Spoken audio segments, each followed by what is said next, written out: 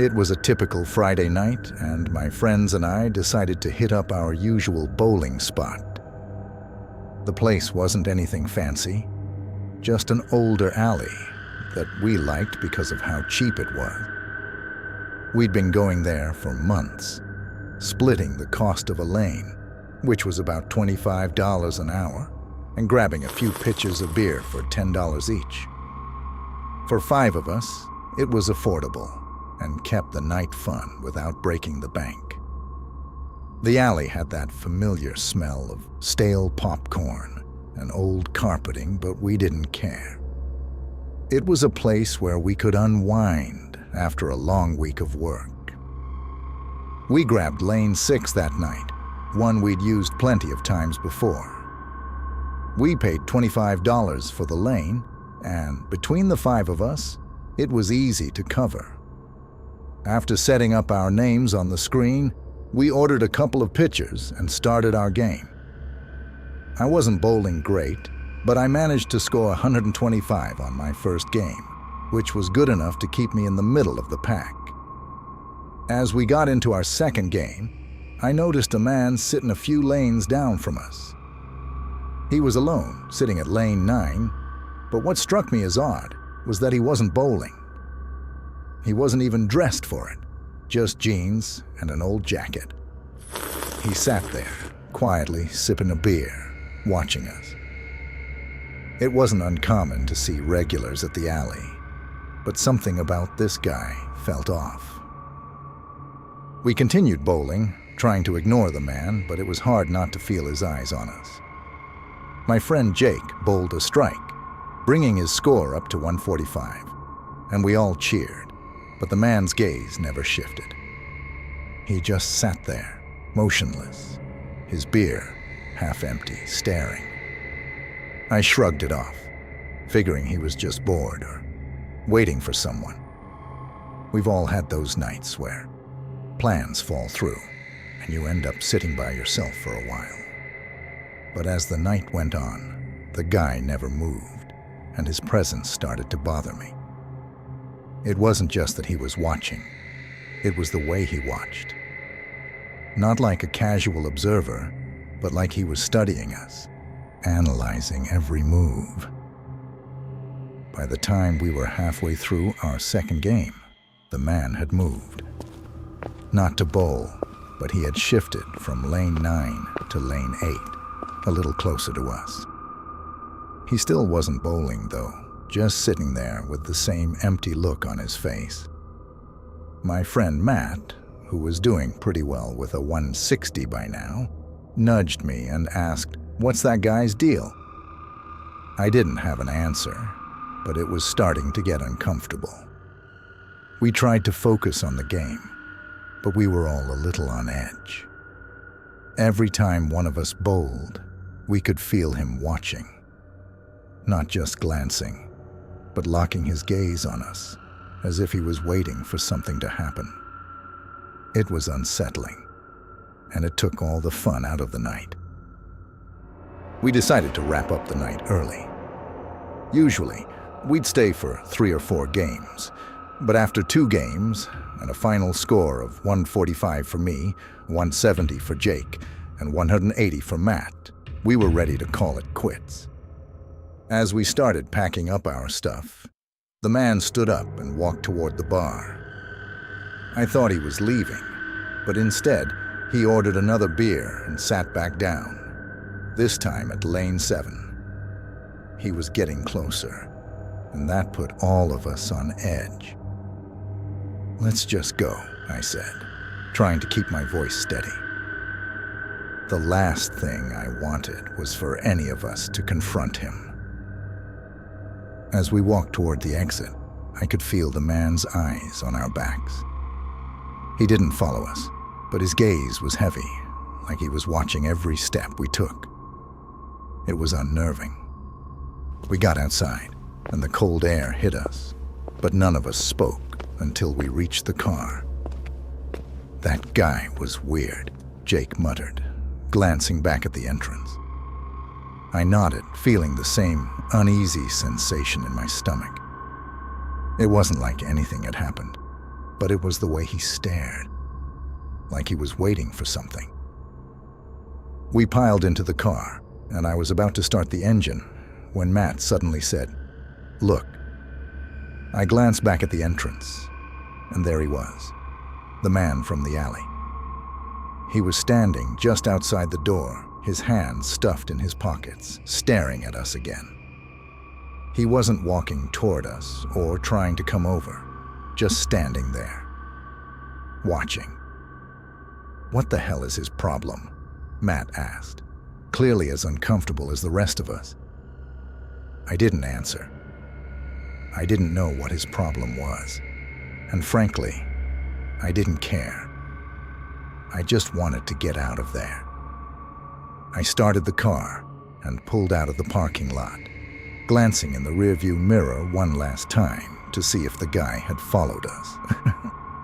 He hadn't, but I couldn't shake the feeling that we'd been lucky to get away without an incident. For the next few days, that night kept playing over and over in my head. What was that guy's deal? Why had he spent the whole evening watching us? Maybe he was just lonely, or maybe he was looking for trouble. Either way, something about the way he acted made my skin crawl. I've been to a lot of bowling alleys, and I've seen all kinds of people, but I've never seen someone act like that. The strangest part is that nothing happened. There was no confrontation, no words exchanged, nothing. Just him watching. We haven't gone back to that alley since. It's not that we're scared exactly. It's more that none of us want to risk running into that guy again. Maybe he was harmless, maybe not, but it's not a chance we're willing to take. Now, every time we go bowling, we make sure to stick to alleys where we know the crowd, places where we feel comfortable. That night was a reminder that not everyone you encounter is just there for fun. Some people have other motives, and it's better to be safe than sorry. We talk about that night occasionally, and every time, it gives us the same uneasy feeling.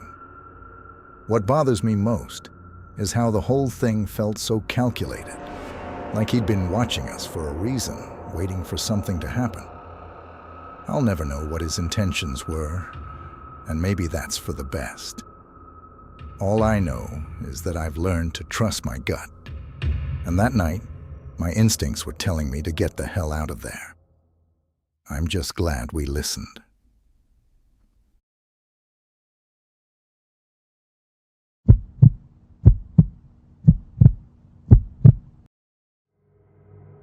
A few months ago, I took a night job to make some extra cash. The hours weren't great, but the pay was decent enough to justify the late shifts. I usually worked from 10 p.m. to 6 a.m., and when I got off, I needed something to help me wind down before heading home. Bowling had always been my go-to activity, so I started frequenting a 24-hour alley not too far from where I worked. It wasn't a fancy place by any means, just your typical rundown alley with cracked floors and flickering lights, but it was open when I needed it to be. Most nights, the place was practically empty, which suited me just fine. It gave me time to bowl a few games in peace and clear my head before heading home. One night, around 3 a.m., I showed up as usual. There were only a couple of cars in the parking lot. Nothing unusual for that time. I paid for a lane, $20 for an hour, not bad considering how late it was, and started my game. After a few frames, I noticed a guy sitting a few lanes over. He looked to be in his late 40s or early 50s, scruffy and wearing a baseball cap pulled low over his face. He wasn't bowling. He just sat there, watching. I figured he was waiting for someone, maybe finishing up a drink before heading out. But after about 10 minutes, I realized he hadn't moved. He just kept staring down the lanes, No bowling, no conversation, just sitting there. I tried to brush it off. After all, it was late, and I was probably overthinking things. But every time I glanced over, there he was, still sitting, still staring. It wasn't like he was watching anyone in particular, just the lanes in general, but something about it made me uneasy. I told myself he was just a regular who liked hanging out there late at night. Maybe he was waiting for someone, or just killing time. I went back to my game, but it was hard to focus with that guy sitting there, unmoving.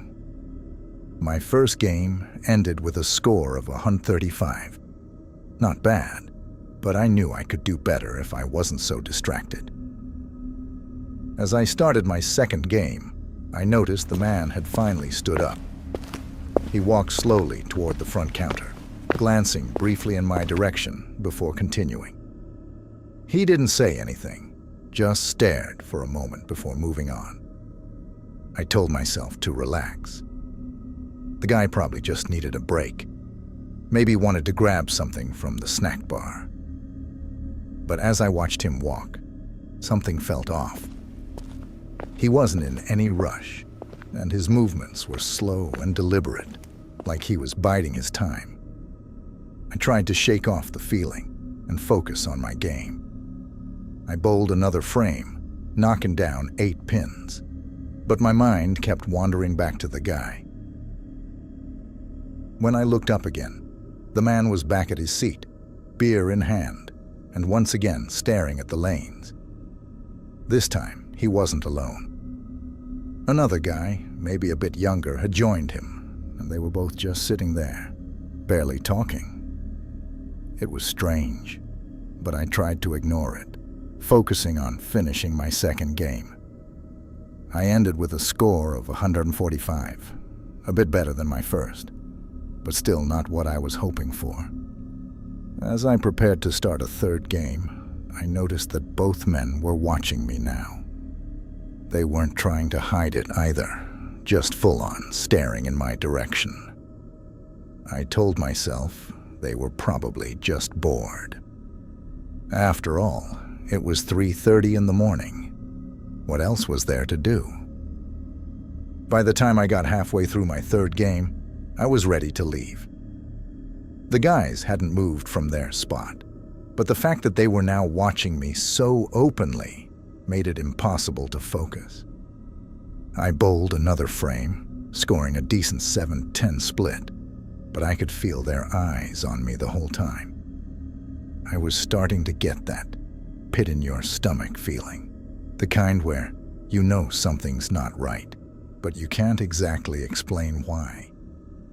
I told myself to finish the game and head out as soon as possible. I just needed to get to 10 frames, and I could leave.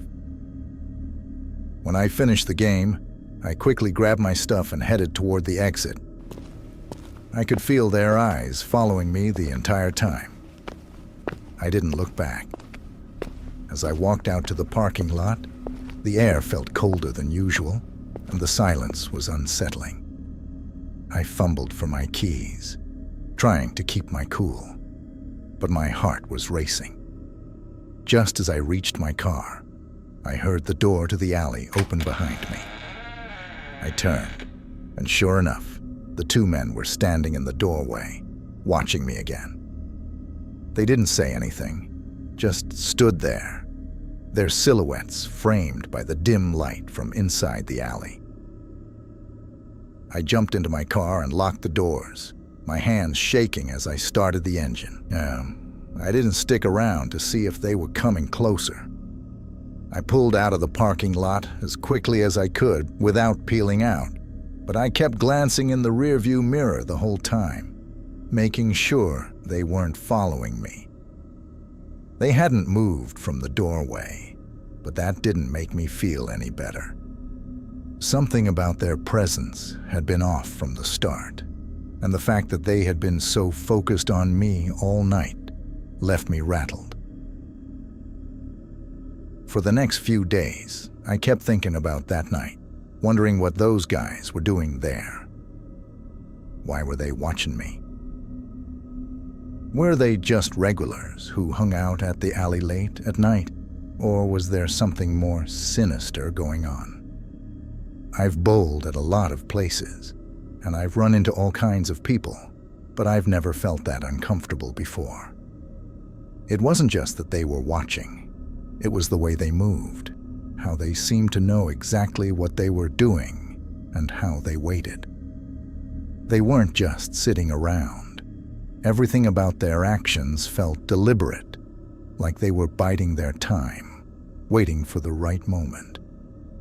I still can't figure out why, and that's what bothers me most.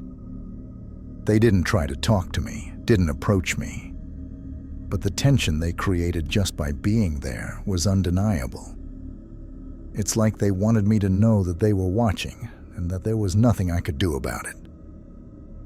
I haven't been back to that bowling alley since. I don't know if those guys were regulars or if they just happened to be there that night, but something tells me they weren't there by accident. Maybe I was just being paranoid. After all, nothing actually happened. But the way they stared at me made it clear they had a reason for being there. Even now, whenever I think about it, I get that same uneasy feeling in the pit of my stomach. I've bowled in plenty of places, but I've never felt anything like that night. It's a reminder that you can never be too careful, especially when you're out late at night and think you're alone. You never know who might be watching or why.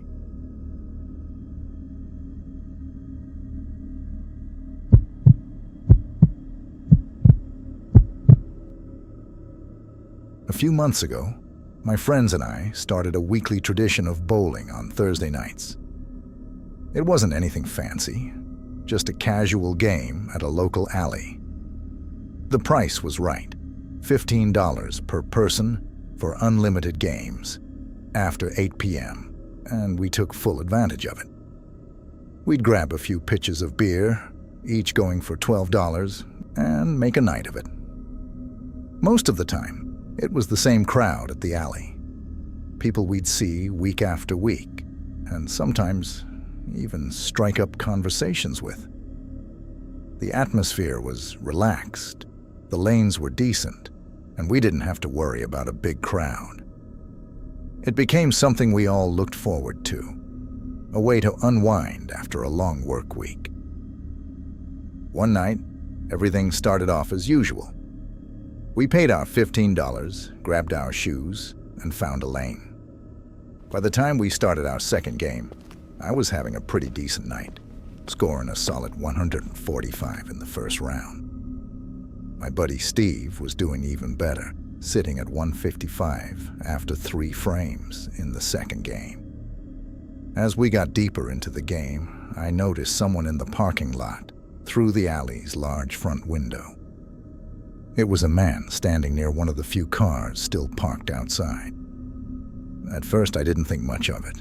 Probably just someone taking a break from bowling, getting some air, or on a phone call. But as the night went on, the man never left that spot. As the game progressed, I started to notice the man more. He wasn't doing anything, just standing there, not smoking, not talking on the phone. Just standing in the lot by a car, staring off into the distance. I pointed it out to Steve, who glanced over and shrugged it off. "Maybe he's waiting for someone," Steve said. That made sense, but after another hour passed, the guy still hadn't moved. I'd been watching him on and off between frames, and there wasn't a single moment where he changed his stance or did anything. It was like he was frozen in place. It started to make me uncomfortable. We finished our second game, and as usual, Steve took the win with a score of 175, while I finished with 160. As we started setting up for a third game, I glanced outside again. The man was still there, standing in the exact same spot. It wasn't just the fact that he was standing there that bothered me, but it was the way he stood. His posture was stiff, almost unnatural, like he wasn't just waiting, he was watching. The parking lot was nearly empty at that point, with only a few cars left, and something about the man's stillness gave me an uneasy feeling. I mentioned it to the others again, but they just laughed it off. "He's probably just bored," one of them said.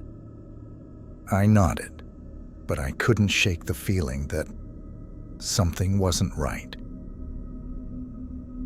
As we continued into our third game, I found myself glancing out at the parking lot more often than I was focusing on the game. The man was still there, but now he had shifted his position slightly. He was facing the alley directly now, his body angled toward the entrance, but he still hadn't moved much. It was like he was waiting for something. But what? My game was suffering because of it. I couldn't focus, and my score showed it. I was barely cracking 120 by the 5th frame. Steve, on the other hand, was doing great, almost at 180 again. But even he started noticing that I was distracted. "What's up, man? You keep looking outside," he asked. I pointed out the guy again, and this time, Steve frowned. "That is kind of weird," he admitted. By the time we reached the last frame, I was done.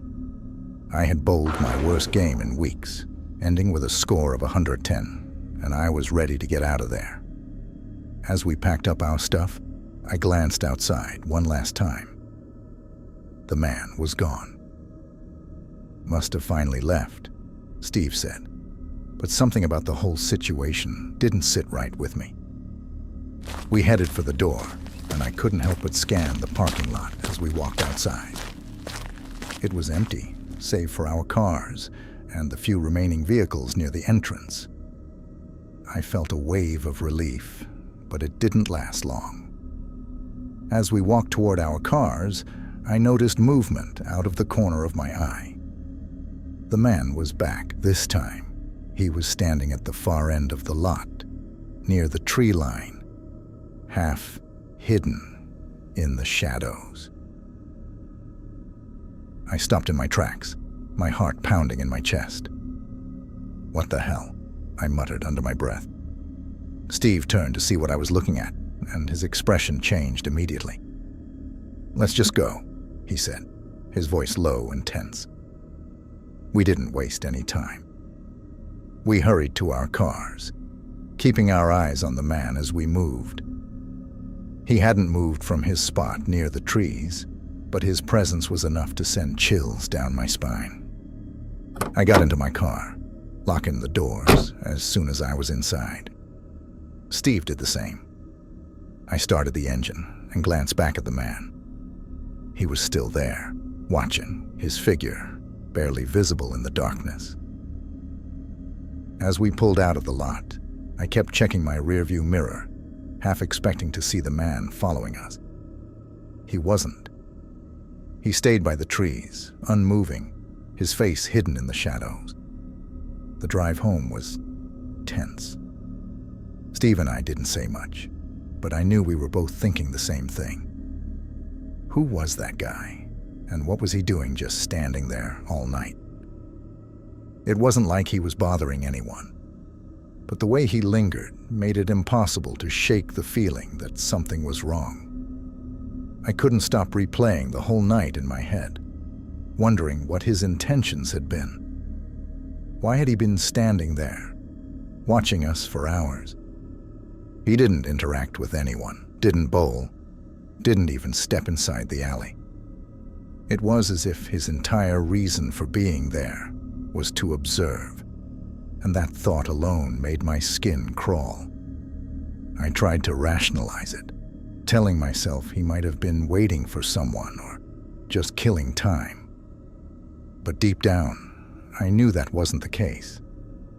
There was something more to it, something off about the whole situation that left me feeling unsettled even after I got home.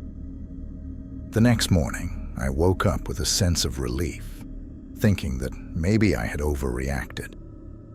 After all, nothing actually happened. It wasn't like the guy had approached us or done anything threatening. But as the day went on, that uneasy feeling returned.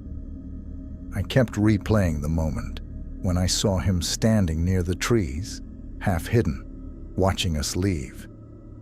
Why had he moved out of sight, only to reappear in a more secluded spot? I couldn't shake the idea that he had been waiting for something, or someone. I brought it up to Steve later that day, and he admitted he felt the same way.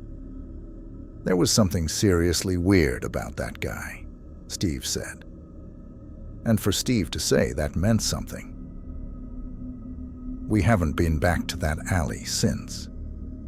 It's not like we're scared, but there's an unspoken understanding between us that we're not willing to push our luck. Every time we talk about it, we both get the same sinking feeling in our gut. There's just no way to explain why that guy stood there for hours, watching from the shadows. It's as if we narrowly avoided something that night, and we were smart enough to get out before it escalated. Sometimes it's the things that don't happen that leave the biggest impression, and this was one of those nights. I'll never know who that man was or what he was doing there, but one thing's for sure, I'm glad we left when we did. I can't help but wonder what might have happened if we had stayed just a little longer.